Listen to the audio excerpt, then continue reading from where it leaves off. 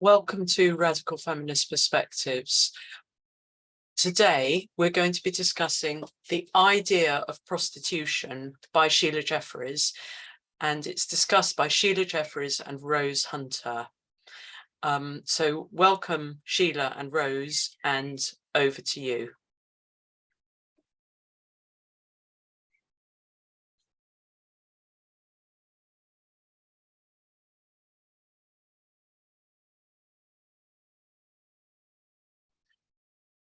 Rose, you're muted. Oh my God. Okay, I'll start that again. I'm so sorry. Hello, everyone. Firstly, I'd like to say what an honor it is to be here today discussing Sheila's book, The Idea of Prostitution, which I was holding up in silence, which was first published by the wonderful Spinifex Press in 1997.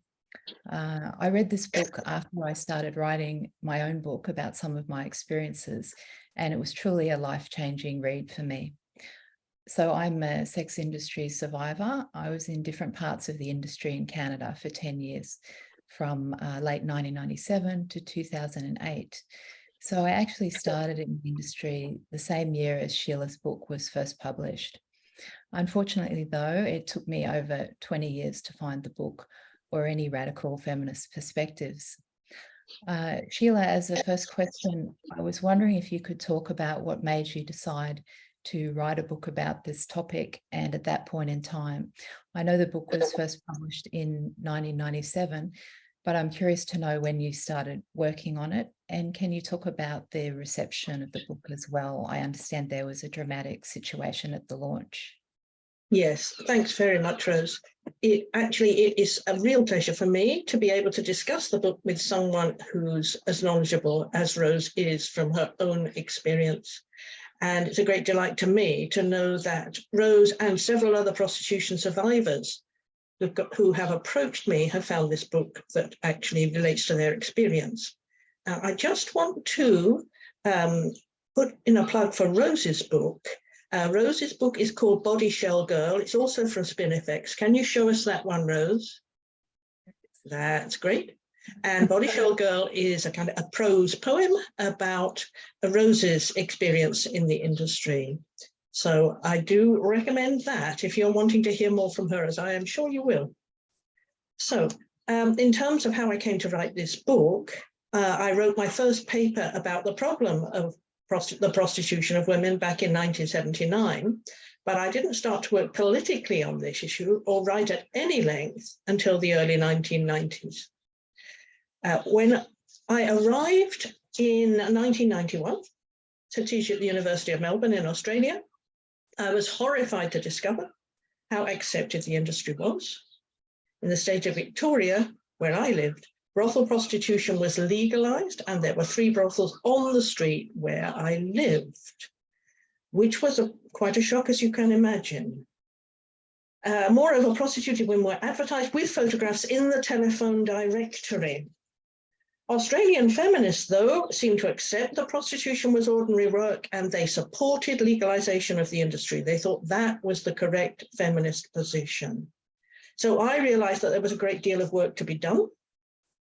I think prostitution was particularly celebrated in Australia and seen as, very progressive to support, because Australia is a frontier society in which supplying women to men for use had a long history, and Australian masculinity was and is particularly aggressive in attitudes and demands made upon women.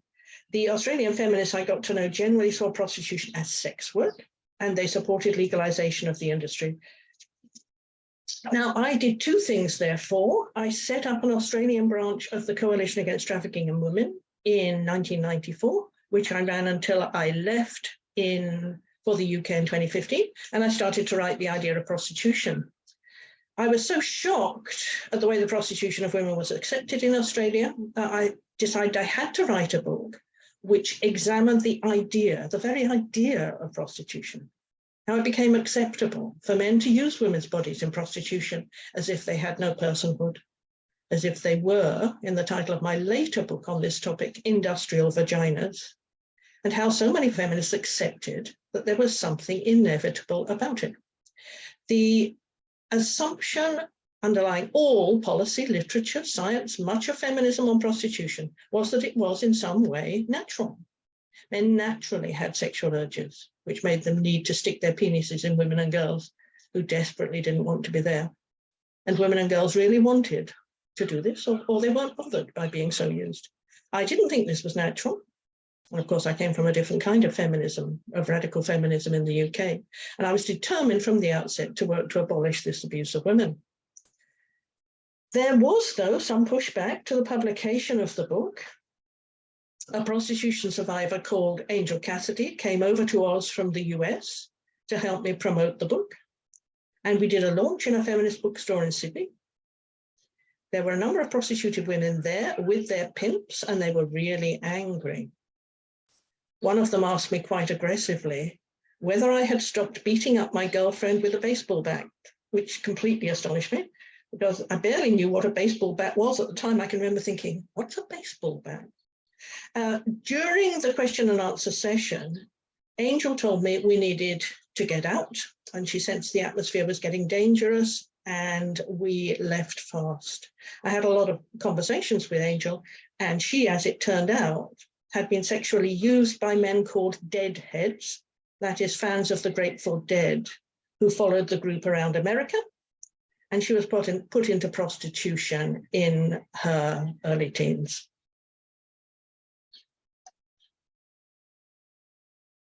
Thank you for that. So interesting what you say about Australia. It strikes me as really true these days as well.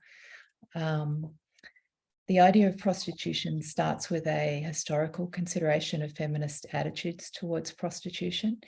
I'm interested to know how you approached the research for that first chapter, including finding those fascinating primary sources.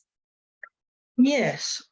The book starts with the history of feminist campaigns to end this form of men's violence in late 19th and early 20th century, and the history of how men's sexual revolution of the 1960s defeated all this work and normalized and promoted the practice of prostitution.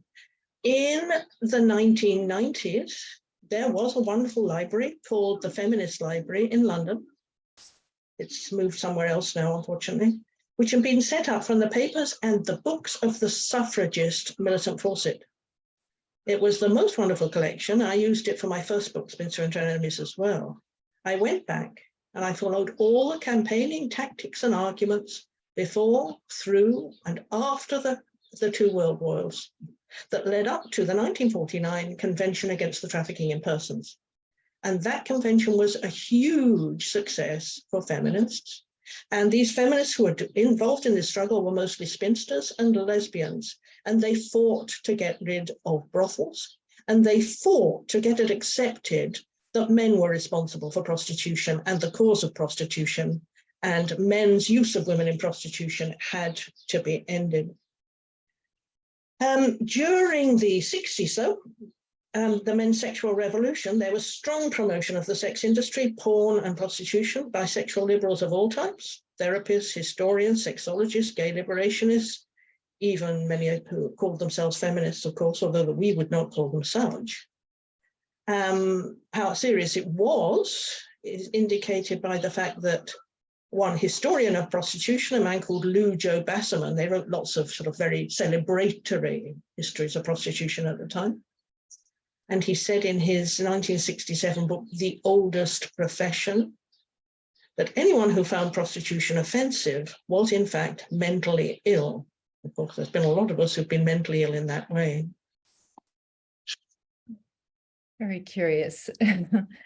I'm interested in what you said about the, quote, men's sexual revolution of the 1960s and how it normalized and promoted prostitution. I'm going to take a detour into a few details about my time in the industry, then I'll loop back to a question about that topic. So I was 25 when I started in the industry, somewhat later than some, although it's also not that unusual to start later on. Desperately wanting to escape my unhappy life and life history in Australia, I took a working visa to go and live in Canada. My immigration document said I had 1 year, but I was determined to find a way never to come back to Australia. I started in my first massage parlour in Toronto because I lost the first legit job I got there, and I was broke and I needed money for rent. It was supposed to be a temporary situation. Instead, that temporary situation turned into just over 10 years, with most of that time in massage parlours and massage outcall. So prior to the sex industry, I had actually completed a BA degree in English in Australia. And during that time, in the early to mid-90s, as part of that degree, I did a lot of cultural studies subjects. And I remember being exposed to the idea that supposed, quote, sex work was, quote, a job like any other. All sorts of people who'd never done it themselves said this, as well as others who'd done it in very non-typical, unnecessary and cushy ways, for example, as art practice rather than survival. In your book, you comment that the advent of postmodernism, quote, introduced a concern to discover women's agency, even in the most apparently unlikely situations. I do love that wording. So this was exactly my experience of cultural studies in the 90s. So-called sex workers were, quote, resistant and subversive and empowered. Unfortunately, at the time, I didn't question this. Although I'd made it to university, I'd grown up with abuse, including being repetitively told I was stupid. And unfortunately, I believe this was true. As an awkward people pleaser with no self-esteem, my primary concern back then was to at least appear to fit in by agreeing. Now, a lot of what I remember from cultural studies seems absurd. Can I have slide 1 up, Joe?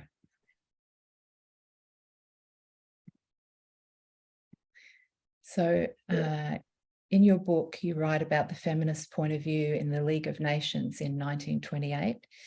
You say the women's associations, which, and I hope I'm pronouncing this correctly, Madame Avril de Sainte-Croix represented, held that it was useless to instruct youths to respect women, whilst in the neighbourhood of the schools where they received such instruction, there were licensed houses where all such respect was flouted and destroyed.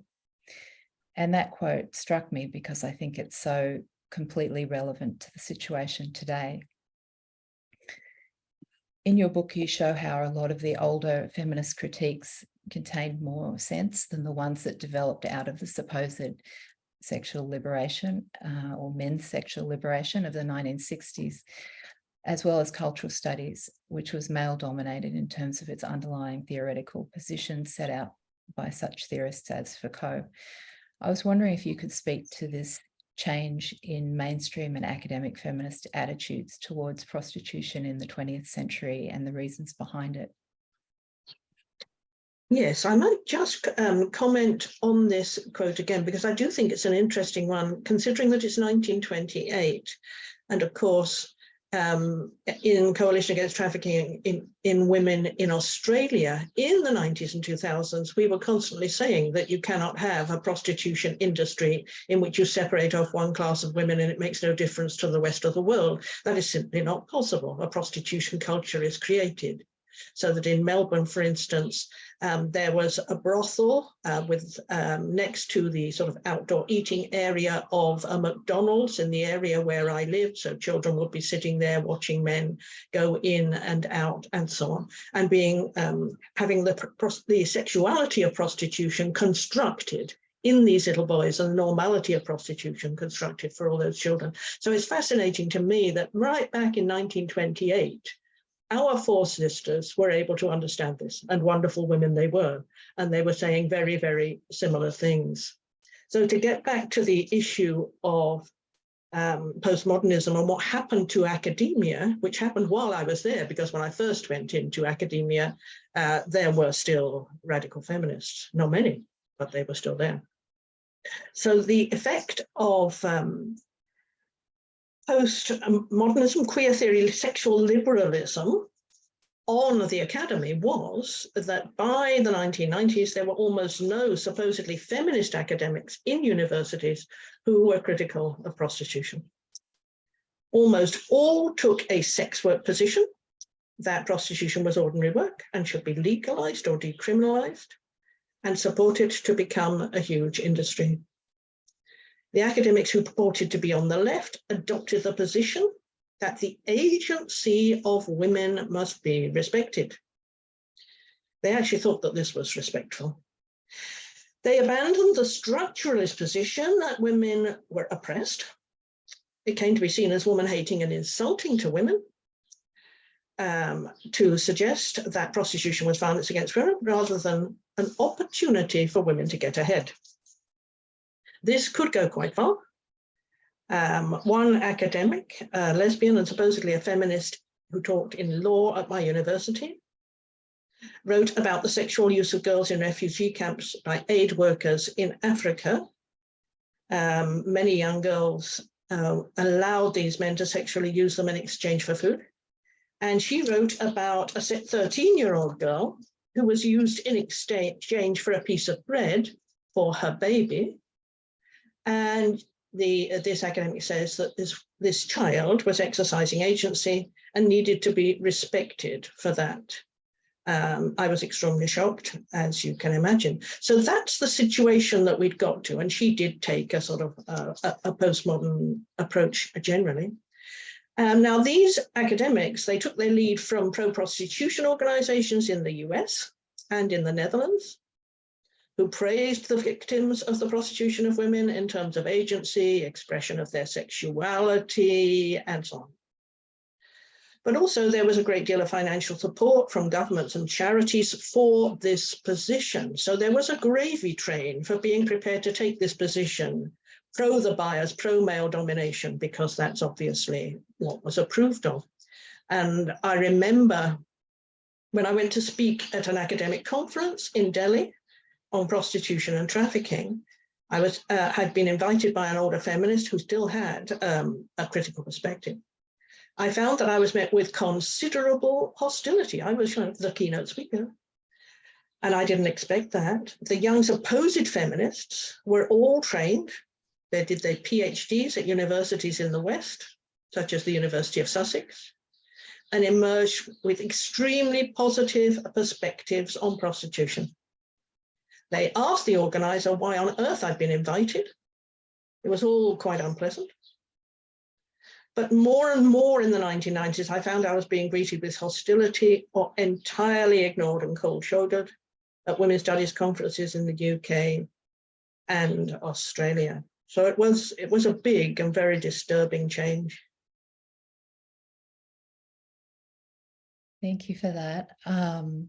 Yeah, I'm always amazed when I hear about people who've never done it, but know how wonderful it is. That strikes me as very odd, but unfortunately quite common.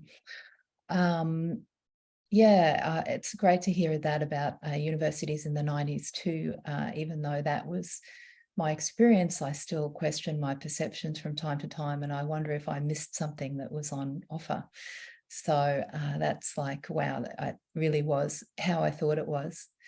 I'm going to say a bit more about my own story here to ground my personal interest in my next question to you. As mentioned, my background included abuse and lack of self-worth, as well as a vicious eating disorder that had been with me since I was a very young child. When I arrived in Toronto with my not very practically useful degree, I was so chronically emotionally unstable that I was basically unemployable. In moving to Canada, I'd done what many people in alcoholism and addiction recovery, as I am, call, quote, doing a geographical. That is, I'd moved to a different place, in this case, the other side of the world, in the hopes that this would fix me. Of course, it didn't work. I was just the same chronically, emotionally unstable, addicted and unemployable person in Canada as I had been in Australia. Go figure. But now I had an added problem in that I was all alone and without rent money. So that was my context when I took myself to that first massage parlor in Toronto. For many years, I bought this line that it had been my, quote, choice to get into the industry. And it was in one way. I saw the ad in the paper. I went to the interview. I wasn't trafficked, and there was no boyfriend who put me up to it. And I was not underage. I even quickly got a plan to use the quote to use the work to get ahead, as they say. That didn't turn out to be successful. But in those other ways I've just described, it was a heavily conditioned and pressured choice. If I had been a young woman with some emotional stability, even passable self-esteem and employment options, I would not have made this choice. But I didn't see this for many years. I assumed it had been my uncomplicated, free choice, and therefore anything that happened to me as a result of this choice was my fault and my fault only.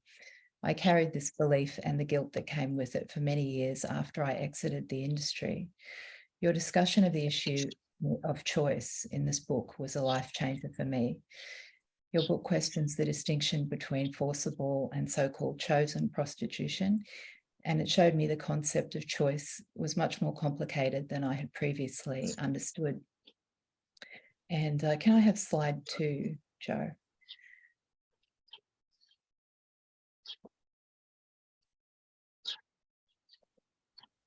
So I saw myself in this quote from your book. When prostituted women themselves use the language of choice, they can be seen to be engaging in what deviancy sociologists call neutralizing tendencies. Sociologists use this term to describe the way in which socially despised and marginalized groups create rationalizations that enable them to survive their marginal condition. I really relate to that. So can you talk about the terminology of choice in the prostitution debate as described in your book? I know here you argue for using the term decision instead. Also, your book points out that all this talk about choice focuses on the women and entirely removes men from the equation. What about men's choice to pay to abuse women and girls of lower socioeconomic status? Why is that still rarely, if ever, discussed? Yes, thanks, Rose. The language of choice is absolutely crucial, of course. This is the way that prostitution is normalized. If it's all women's choice, then it's all perfectly reasonable. Now, the language of choice is the language of neoliberalism. And it's so surprising, disturbing these days that you hear it coming out of the mouths of some of those who would see themselves even as socialists, let alone feminists. So radical feminism, though, is structuralist in its analysis, i.e. it understands male domination to be a complete system in which all aspects of society are organized in the interests of men and against the interests of women. Male domination is not the result of women's individual choices. Universities, though, favor liberal approaches to the oppression of women, which concentrate on women's choices because they are liberal institutions. This does, as you say, avoid recognizing that men oppress women. Men are not mentioned in relation to prostitution. In fact, I used to say once upon a time, it's almost as if women go into a cupboard somewhere and do prostitution all on their own because there are just no men mentioned. There's no men in the picture. Men's violence against women becomes something vague in universities called gender violence, for instance, as if it was sort of, something that women might do to men, men might do to women, and so on. Liberals see all aspects of women's oppression as being the result of women's choices, e.g. women choose to stay with men who batter them. Women choose to be used in pornography and prostitution. Women choose to be surrogate mothers. Women choose not to enter certain jobs or try to get ahead in them because they lack ambition and do not choose to, and so on and so on. Now, the language of choice exempts men from responsibility for the oppression of women, but it leaves some considerable mysteries which cannot be explained by women's choice. This is why there are not millions of men worldwide being prostituted by women. If it's equal opportunity and anybody can choose it, that would be the case. Why, for instance, are there not men almost entirely naked by the side of the road, waiting for businessmen to crawl past, businesswomen to crawl past them in their cars on the way back from work, to use their bodies for sexual satisfaction? Well, of course, there are not a single one. Prostitution isn't equal opportunities. It's extremely discriminating. There are only two answers, really, to the puzzle of why women are in prostitution. Either it's natural for women to want to be prostituted. It's natural for men to want to prostitute them, or it's necessary to recognize the forces of male domination that create a world in which prostitution can exist, in which prostitution can be imagined, in fact, because it shouldn't be possible to imagine it. And these forces include the impoverishment of women. Working class men can earn good money in the manual trades, but only 3% of those in the manual trades are women. So women are not in a position to earn money and have respectable occupations in the way men are. It's very hard for women to find work they can fit around childcare, and women are required to do childcare. And a poverty that's specific to women drives women into prostitution and pornography. Women have to support children. They have to put food into the mouths of children and keep roofs over their heads. And also women and girls are seasoned to be prostituted. There are high rates of women and girls in prostitution and porn who've been sexually abused in childhood and or raped in teenage years. Girls are trained to see themselves as sex objects and to see men's sexual attention as positive. This is clear in popular culture, for instance. Women are required to be half naked in fashionable clothing, in the music industry, for instance. Women are not allowed to have dignity or to have boundaries. But men, on the other hand, are trained to see girls as objects for use and have a massive industry of sexual violence in the form of porn to train them to see women as objects. And of course, a prostitution industry that is also training them to do so. Men have a sexuality formed from their powerful position over women, which enables them to require other human beings, usually women and girls, to use as masturbation aids, and they use them as such either in marriage or in relationships or in prostitution. But women and girls are not so trained. We've got no class of appropriate object in the form of a class of human beings to use as wholes. And why would we wish to do that? Most women, of course, I know it wasn't the case with Rose, but most women go into prostitution very young, as young teenagers. I think the average age has been understood to be 14 in many places. They never have experience or training for any other job. They're inured to being abused. They're unlikely to finish their education and so on. So the possibility of choices are not really open. Now, in the book, I do make a distinction between decision and choice, because I say that choice suggests a range of alternatives, and women do not have that range of alternatives. Decision means that a woman may recognize she has no real choice. She can make a decision to be prostituted, or she may be unable to pay her bills and end up homeless with her children, for instance. And that's not a choice, but it may be a decision. I think for the very young ones, the young teenagers, it's just a drift and a gradual movement into prostitution where no possibility of choice or decision was ever possible at any point. Now, yeah, I think it's over to you, Rose. Yeah, thank you for that. Yeah, I so resonate with everything you just said, especially that quote that women and girls are seasoned to be prostituted, and that women are not allowed to have dignity or boundaries. And just before the webinar today, we were talking about some clothing issues as well. So I just think that makes that fact abundantly obvious, the different ways that women and men are expected to dress, and especially young girls. So your book showed me that sex industry is violence against women. It showed me that paid abuse is still abuse. I didn't see that for many years, at least not when it came to me. Firstly, as mentioned, I was used to being on the receiving end of abuse, so it didn't seem strange or wrong to me. I was also already an expert in dissociation, so that part came, quote, naturally as well. I already knew how to fly my mind out of a bad situation to pretend in my mind that I wasn't there. And I quickly learned never to go to work without alcohol in my system as well. That helped me to not be there in my mind too. And can I have slide 3, please?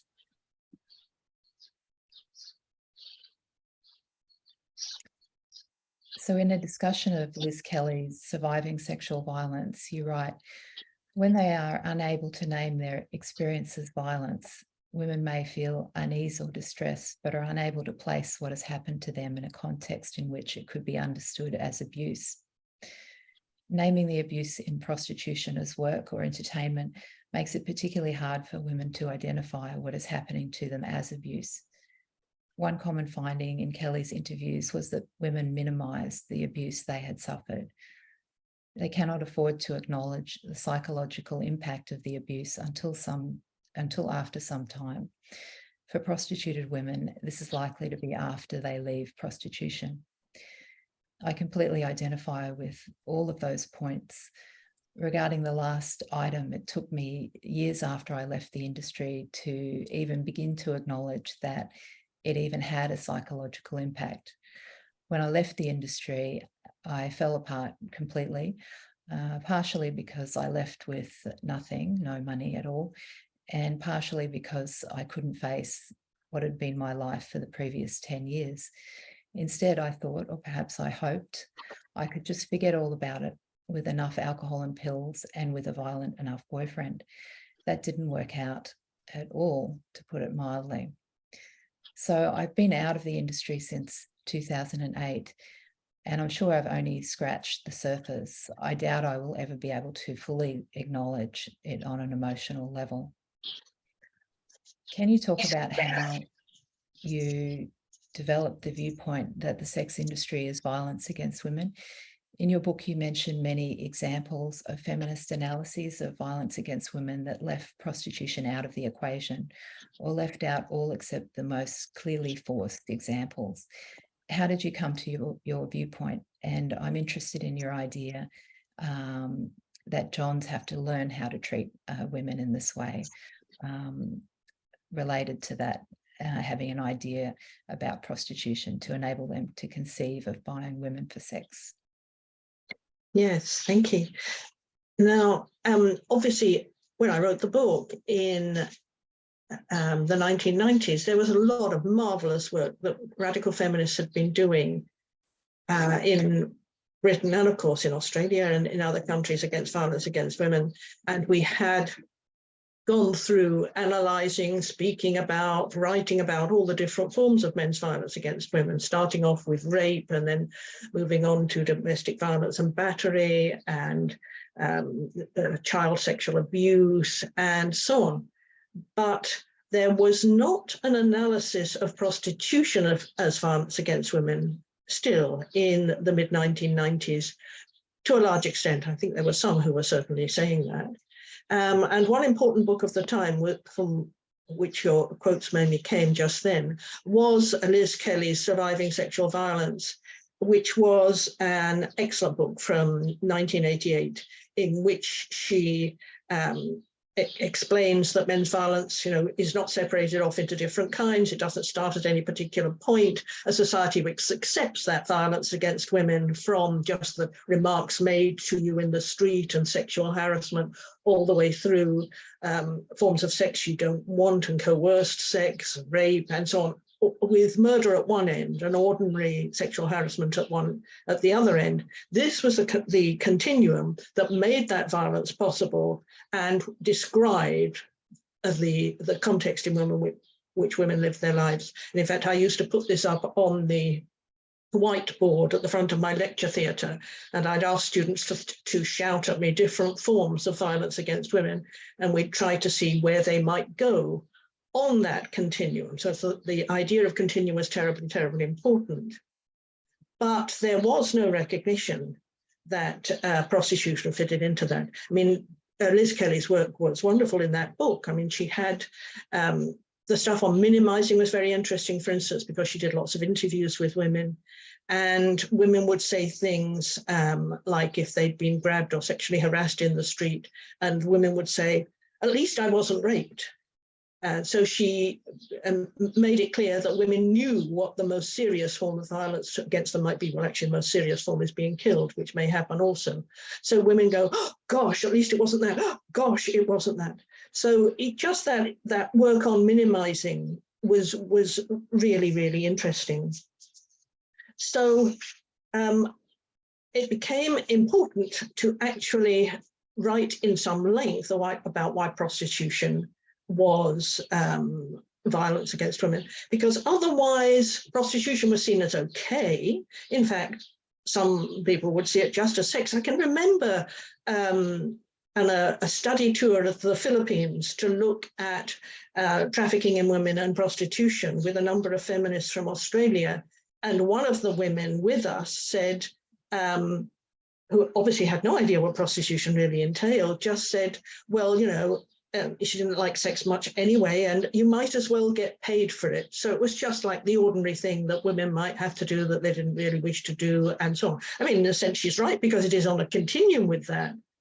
And the sexuality of prostitution is probably what she did have to do, as the vast majority of heterosexual women do have to do in their homes, sex that they don't really want, that they often have to think about something else, and so on and so on. But they actually recognizing prostitution as violence was something a bit different. So the idea is, if prostitution is just sex, maybe a sex you're not very keen on or whatever, then what needs to happen is there needs to be some protection of women so they don't get killed, because that's unfortunate. And so the condoms are used and so on, and otherwise it's just absolutely fine. So I argue in the book that prostitution does need to be seen as violence against women, and it should be understood as two forms of violence against women. And I say the forms of violence are paid-for violence and unpaid-for violence. And the paid-for violence is the ordinary everyday acts in which a woman has to dissociate to survive, and in order to allow many, many strange men to use her as an object, a masturbation aid, and put their penises in her mouth, vagina, and anus. Now, the main indication that this is violence is the way in which women and girls have to learn to dissociate. And many are already adept at this because they were sexually abused as children, and abused children do dissociate. And so women use a variety of methods, separating themselves off emotionally by using false names, refusing to allow men to kiss them, for instance, separates off a part of their body that cannot be used, and trying to keep a part of themselves that's not public property.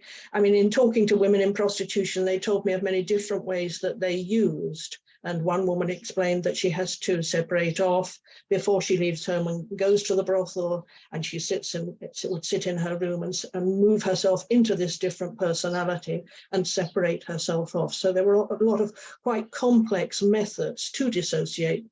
And the research shows that if women cannot dissociate, if they find this too hard to do, they can't stay in the industry. It's not actually possible to stay there and experience what's happening. One of the books I read about an Australian woman in prostitution explained some of the things that were particularly hard and that would break through the dissociation. One of them, she said, was the smell of the man's anus and the sweat dripping onto her body.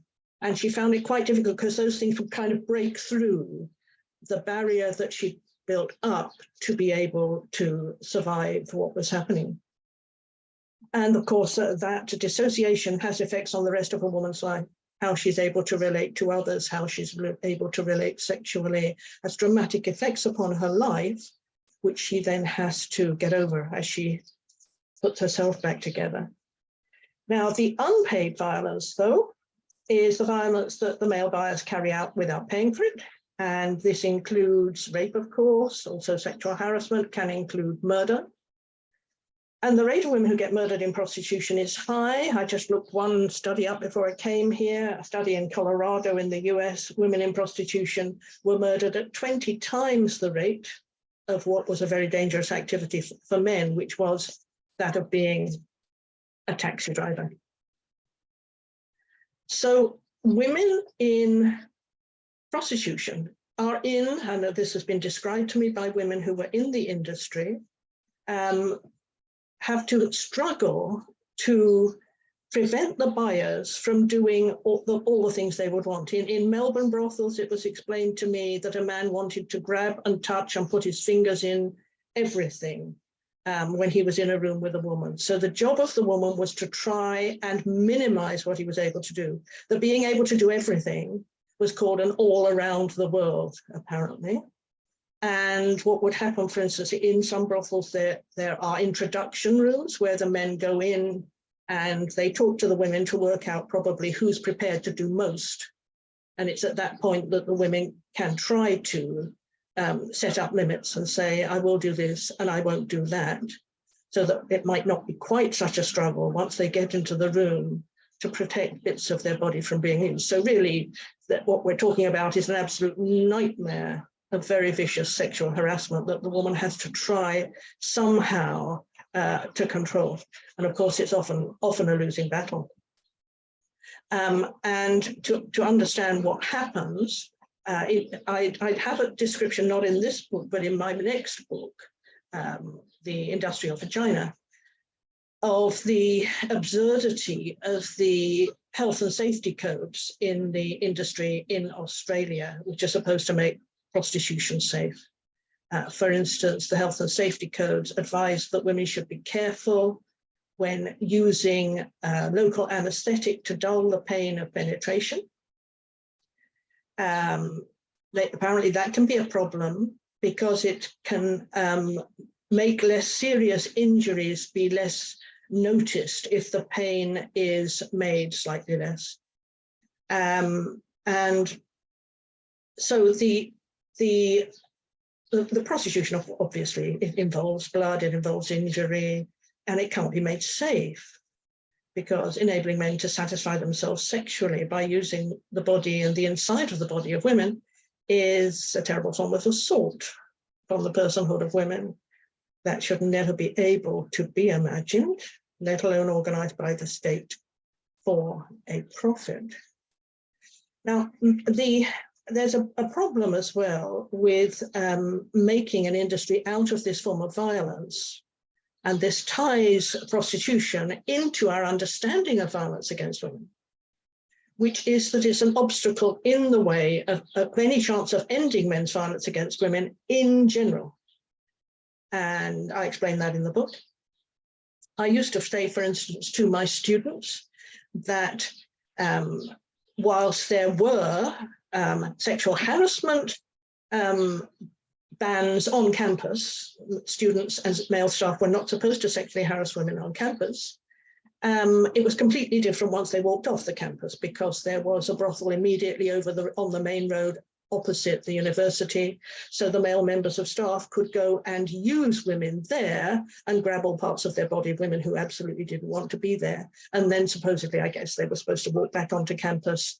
And of course, though it might be their students who were in that brothel just over the road, when they walked back onto campus, they were supposed to behave in a different way towards those women and think differently towards their students.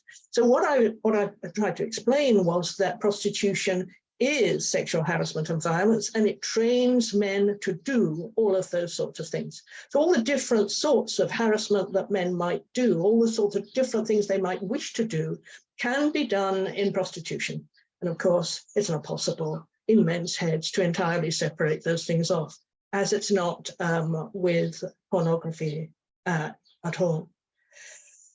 So there can't be any kind of sexuality of equality. There can't be any safety for women in the street, in the workplace, or anywhere, while men are able to go and do this kind of violence, where the state supports them in doing it, whereas it's seen as completely reasonable industry and a good way of making money, something that women really like. It's not possible to have any kind of equality of women while this form of violence is the basis of an industry.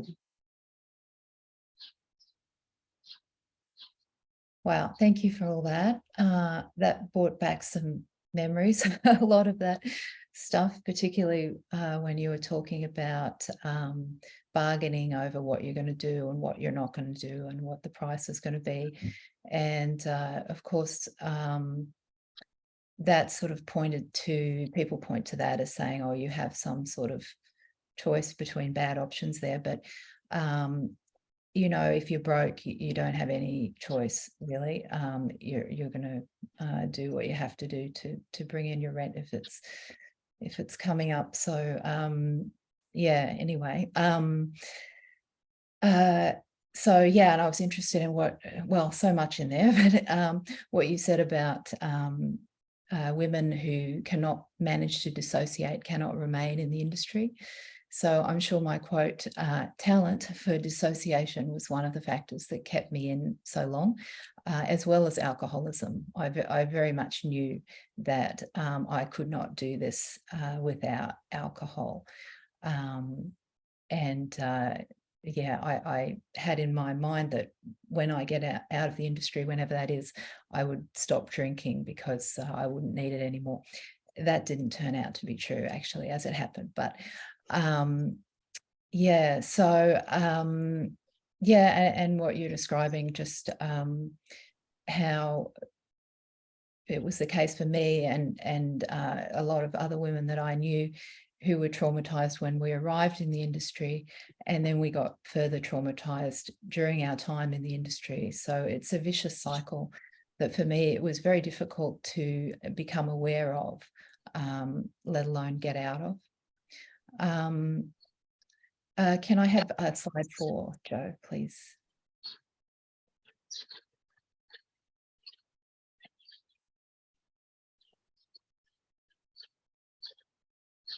So I remember when I was in the industry being aware of the prostitutes' rights group Coyote.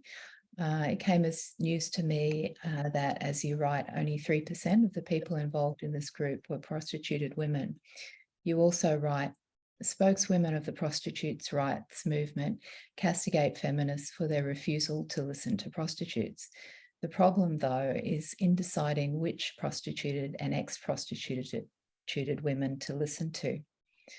The positive and celebratory stance taken by a small number of prostitutes' rights activists seems to gain considerable publicity because it is popular with the media and with all the powerful economic and political forces which represent the interests of Johns. The careful research on prostitution, which involves qualitative interviewing, does not support this relentlessly positive position. So again, I see this attitude everywhere today of publicising only those sex industry women with positive experiences, and opposing them to the clear examples of trafficking, which everyone can get behind hating. Can you talk about the pushing by the popular media of a small number of highly atypical and sex industry celebratory, quote, happy hookers? Yes. Male domination, of course, chooses who should be the champions of women to suit its purposes. From the 1980s onwards, so-called sex workers' rights groups have been held up as those who must be listened to, those who tell the truth about prostitution. However, they do say that prostitution is a job like any other and should be regulated like any other workplace, like a burger joint, for instance. So they have one truth of prostitution, which is it's fine and an ordinary job. Now, but what we abolitionists call pimp states, that is states who regulate or decriminalize prostitution, and they're the states that seek to service and keep their male citizens happy by supplying them with women for use. They are in a contract with their male citizens. So they organize access to women for them. And they say that they're helping women who really want to be in the industry and so need to reduce the number of deaths caused either by sexually transmitted diseases or male violence. And to this end, they fund and they work with so-called prostitutes' rights groups to advise and promote safety measures. For instance, in countries like the Netherlands, which is particularly brutal in the way that it organizes and offers women to men for use. The women are used in parking bays, they're sort of parking bay brothels, and men drive in and a woman will get into their car. And there are booths in the parking areas offering condoms and coffee. So the state say, and they're saying, you know, we're looking after these women, it's fine. We're organizing women for men's use, but we are giving them coffee. Now, there have been feminist groups from the 1980s onwards, which seek to help women out of the industry and punish the buyers, but they're attacked regularly as being against prostituted women. And now the activists against the sex industry, and now fortunately they are a force to be reckoned with internationally, are called SWERFs, which is based on TERFs, so sex worker exclusionary radical feminists. I was, in my time, attacked as both a TERF and a SWERF. Now, the prostitutes' rights groups are often associated with the industry, and they're sometimes run by pimps, particularly internationally, particularly in South Africa. They stage protests against and seek to censor feminists in exactly the same way that the transvestite activists do at this time. In fact, the two groups have always worked together. The sex work and queer activists, transvestites rights activists used to try and get me banned and protested against me on campus when I was at the University of Melbourne. I had to have guards on my lectures because of both these groups who worked together. Their basis was anti-feminism. In Australia and elsewhere, these groups tend to be called prostitutes collectives. And the sex work activists would both protest and stake out any venue, any events, any venues where I or others such as Janice Raymond or Julie Bindel spoke at, and sometimes get them cancelled because they were out unsafe. Sometimes they would attack the buildings. I remember a so-called sex work spokeswoman at a conference I spoke at in Birmingham, back at the time the book came out. And I said prostitution was violence against women from my place on the panel. And she stood up in the audience and said that she had had 5,000 clients and they had all been perfect gentlemen. And it was never my tactic to say that these women lied. There was a great deal of sympathy for them amongst feminists who thought they were poor victims who must be defended and so on. And I didn't want to say any woman lied, but I did just say mildly on that occasion that it was surprising that there were 5,000 clients and they were all perfect gentlemen, because many women who'd had just a few boyfriends are likely to have had one who was not a gentleman, but actually quite a problem. So these were the sort of things that were said, and nobody dared speak against it, or very few feminists dared speak against it, because you were supposed to respect women's experience. They were the experts on your experience, and it was very difficult to actually get another position out there. Yeah, I agree with what you say. The 5,000 thing is quite ridiculous. Yeah, I love what you started with there as well. Male domination chooses who should be the champions of women to suit its purposes. And I see so many examples of that in the media today. When I was in the industry, I was attached to it in a way. You could say I was trauma bonded to it. I didn't think the industry was a wonderful thing, but the way I saw it, a person like me couldn't be too picky. I suspected it was the only way I'd ever be able to support myself. And so at the time, I too defended the industry. In my case, I didn't say it was empowering or anything like that. And I certainly wouldn't have claimed 5,000 men were okay. But I would have at other times, depending on the day, said it was fine, or even that it was a job like any other. It was difficult or impossible for me to reject the only thing that had ever paid my rent. And can I have slide 5, please?